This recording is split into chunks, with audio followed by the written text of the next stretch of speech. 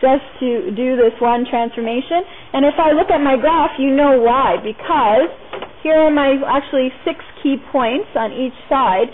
If I try to graph this, my my rational 1 over x function looks something like this and always has asymptotes, right?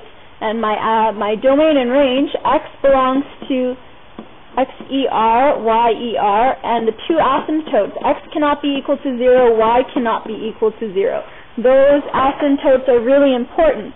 When we apply our transformations, so when we move this graph, we're going to have new asymptotes. So that's why this particular graph is very important, extremely important for the test. If you don't understand this graph before walking into the test center, there's a problem there, okay? So let's try to see how much. We might have to cut into a little of 5th period, just a tiny bit, but it's a really important concept and I want to go through this with you. Okay, we'll start with our square root function because it's easier, much easier to navigate. Okay, first thing we're going to do is apply my vertical stretch by 3 transformation.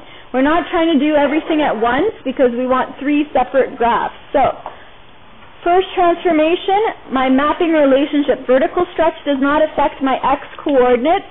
However, my y coordinates have to be multiplied by 3.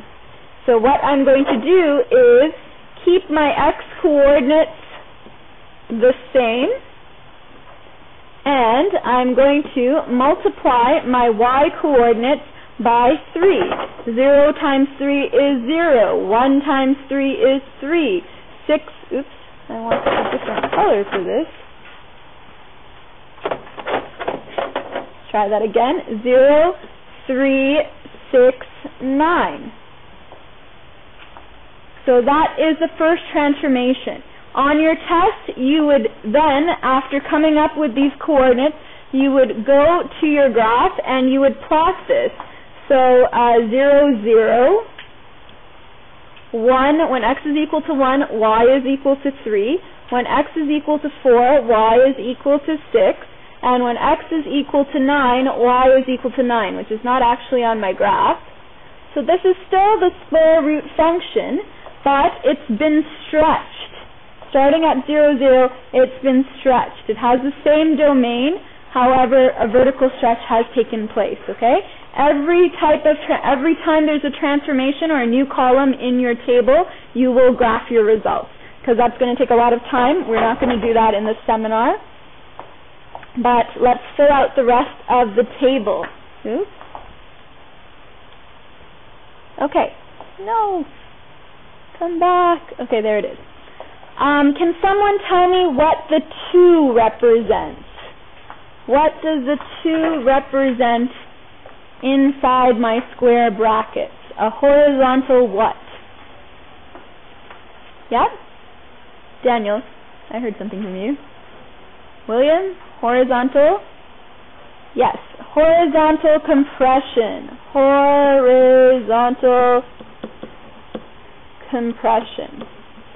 Now, I want you to pay attention how I'm going to continue the table.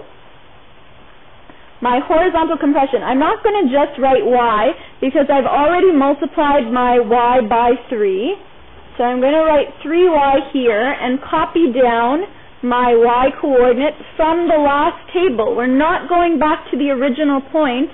We're progressively transforming this graph. So always go back to the column in front of it, okay? 0, 3, 6, 9. Now, what we have to do to our y coordinates is we are going to have, not my y coordinates, to my x coordinates, we have to multiply my x coordinates by the reciprocal of 2 over 1, which would be 1/2. Not the negative reciprocal, just the reciprocal.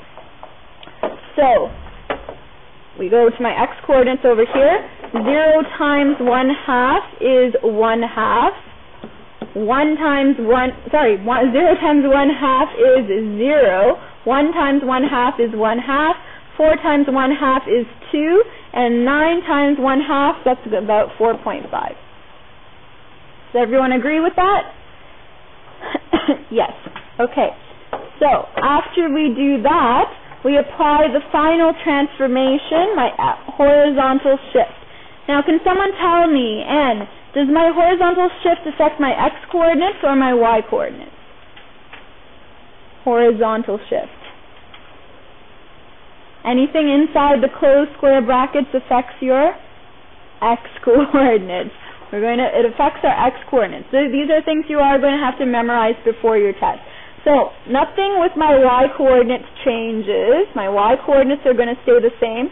So I'm going to write 0, 3, 6, 9, the same y-coordinates as my last section. However, with my x-coordinates, I have to do the opposite of adding, which is subtracting. So I'm going to take my x-coordinates and subtract 4. So 0 minus 4 is going to give me negative 4. The fractions are a little bit tricky because 1/2 minus 4, we have to change it to a common denominator. So it's actually 1/2 minus 8 over 2, which will give me negative 7 over 2, or negative 3.5. 2 minus 4 is negative 2. And 4.5 minus 4 is just going to give me 0.5. Okay? So, final step would be to actually plot that transformation. So, because we're moving to the left, I have negative 4 and 0. My next point is negative 3.5 and positive 3. So I'd actually move negative 3.5, move up positive 3. What's my coordinate after that? After negative 3.53? Negative 2, 6. Negative 2, 6. And then the last one is 0.5 and 9, right? 0.5 and 9, somewhere out there. So, something like that. Okay, on your grid, just make it big enough, so always do your table first. I kind of ran out of space. But my parent function, my first transformation, the very last transformation. And then you would write your equation. So y is equal to 3x 2x plus 4.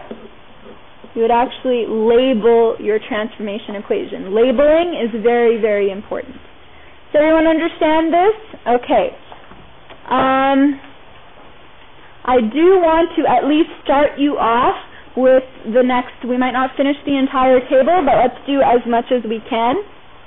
If I gave you if my original function is f of x is equal to 1 over x, and then I gave you something that looks like this. Your transformation equation, g of x, is equal to 7 times 1 over negative 1/2 x minus 3. This looks very, very, very confusing, but these are the type of questions you are going to get in Unit 11, so you've got to get used to them, right? I can rewrite this question to make it a little bit simpler as 7 times negative 2 over x plus 3. Okay? So I know I have a vertical stretch, I have a horizontal shift, I have a negative, which is a reflection in the x-axis, and then I have some type of horizontal expansion going on. You're going to get good at reading these transformations after you practice a lot with your Unit 11 guide. What I really want to show you is whenever you have a denominator in your new transformed equation. Remember in Unit 1 we stated restrictions? The whole reason for stating restrictions is to help you find what the asymptote is. So remember, the asymptote is the line that the graph approaches but never touches.